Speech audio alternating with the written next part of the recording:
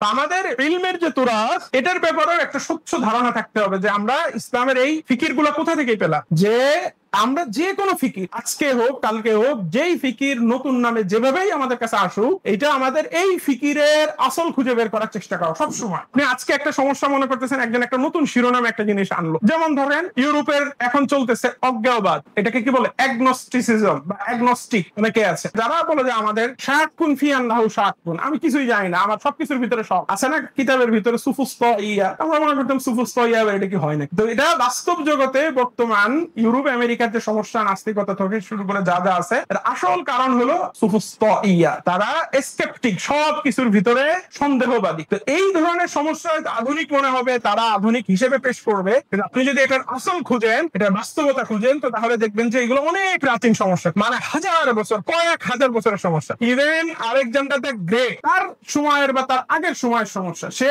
হিন্দুস্তানে আক্রমণ করে, তার সাথে যে ফিলোসফার আসছিল, সেই ফিলোসফারদের মাধ্যমে হিন্দুস্তানে পর্যন্ত ওই স্কেপটিসিজম বা অজ্ঞেয়বাদ, এই জিনিসগুলো হিন্দুস্তানেও কি হয়েছে, এখানে এসছে।